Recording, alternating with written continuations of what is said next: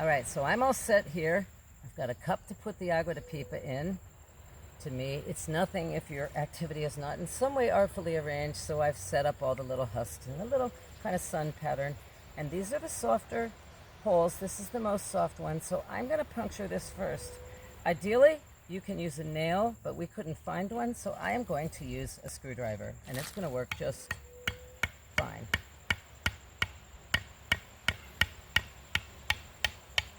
I'm definitely through. I'm going to work that around a little bit. Okay. And then, just to make it less of a vacuum in there, I'm going to do the second hole. The next softest. There's one that doesn't dent in at all. These two dent in, and this one really doesn't. This one's really hard. So I'm going to use the two that dent in. This is my vent hole. And I've got two now. Ooh, that actually I think might have been the softer one. Yep. And so, I have two holes. I have a cup. And I am going to pour, oh God, that looks beautiful.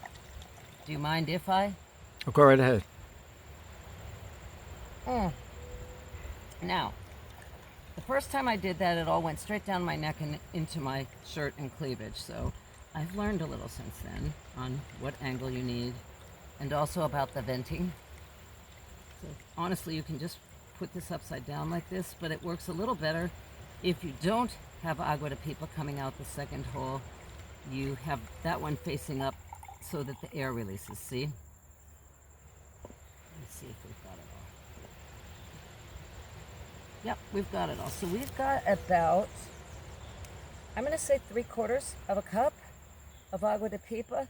Now, these are a little bit older.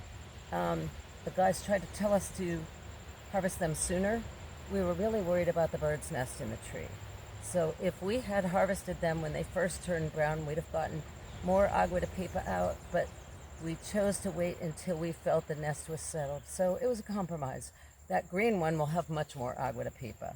So what we're going to do next is Paul's going to show you how to crack this guy open.